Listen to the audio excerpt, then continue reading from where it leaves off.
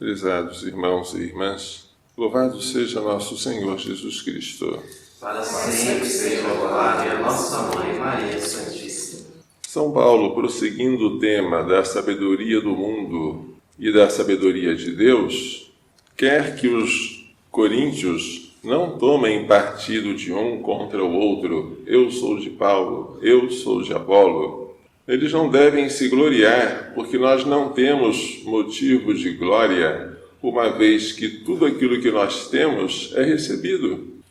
E se o que temos foi recebido, por que podemos nos gloriar como se não tivéssemos recebido? O que nos faz melhor do que os outros, de modo a poder nos autorizar a olhar os outros com desprezo? O que faz com que os coríntios se enchem de orgulho? É porque eles ainda são pessoas carnais. Eles já se consideram saciados, enriquecidos. Eles já entraram no reino dos céus e estão reinando sem os apóstolos. É uma ironia, evidentemente. Sem nós já começastes a reinar. Quem dera estivesseis mesmo reinando, para nós também reinarmos convosco. Vós reinais pelo orgulho, pelo desejo da sabedoria mundana, pelas rixas uns contra os outros. Quanto aos apóstolos, eles, em vez de estarem disputando os primeiros lugares, eles são pessoas colocadas em último lugar, condenadas à morte, como um espetáculo para o mundo, para os anjos e para os homens, assim como os condenados eram colocados em espetáculo no Coliseu para divertirem o público, assim são os apóstolos. Eles são os tolos por causa de Cristo, os fracos, tratados com todo desprezo, fome, sede, nudez, ao passo que os coríntios são fortes, sábios, recebem toda a estima e atenção. Os apóstolos são considerados como lixo, como a escória do universo.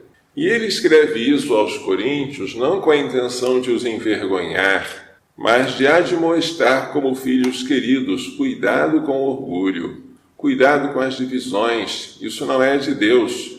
Porque São Paulo se diz pai deles. Porque ainda que os coríntios tivessem 10.000 pedagogos da vida em Cristo, o pedagogo era o escravo que conduzia a criança até o mestre. Vós não tendes muitos pais, porque fui eu que, pelo anúncio do Evangelho, vos gerei em Jesus Cristo. São Paulo tem um amor paterno por aquela comunidade, por ter dado a vida a ela pelo anúncio do Evangelho, e ele é cioso de que esta comunidade não se desvie. E ela pode se desviar, seja pelos falsos apóstolos, seja por divisões que surgem no meio dela, preferindo um apóstolo contra o outro. Contra tudo isso, São Paulo quer advertir a comunidade. O Evangelho apresenta os discípulos arrancando e comendo espigas em uma plantação de trigo. E os fariseus perguntando: por que fazeis o que não é permitido em dia de sábado? Era permitido colher espigas de trigo no campo alheio. O que não era permitido pela lei era colhê-las com uma foice ou qualquer instrumento, mas se podia colher com a mão e comer à vontade.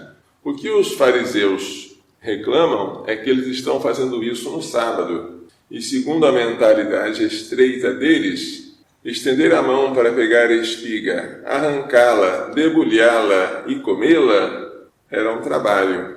E esse trabalho violava o sábado.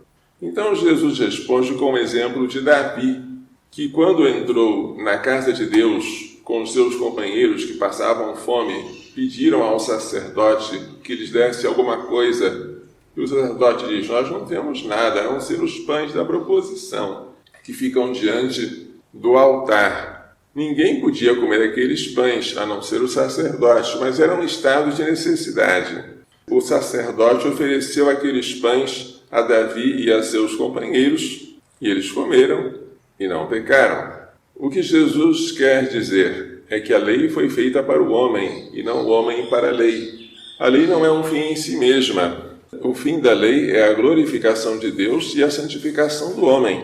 Os fariseus faziam da lei um fardo pesado, que obrigavam os outros a carregá-lo. Jesus, porém, faz com que a lei seja um simples instrumento para o cumprimento da vontade de Deus. Além disso, o Filho do Homem é Senhor também do sábado. Ele é Senhor do dia do Senhor. Logo, ele é o Senhor. É uma manifestação ainda velada da sua divindade. Tanto assim que ele poderá mudar a observância do sábado para a observância do domingo. Ele é o Senhor do sábado. O Evangelho, portanto, é uma admoestação contra o farisaísmo, contra o apego às exterioridades, contra a vanglória por estar cumprindo normas exteriores e contra o desprezo pelo espírito da lei, pelo fim a que a lei nos deve conduzir. Como nós somos de carne e osso, temos uma alma espiritual, mas também temos um corpo, nós somos tentados a julgar de acordo com as aparências dos sentidos. E é difícil para nós ultrapassar as aparências. Jesus nos convida a olhar o coração.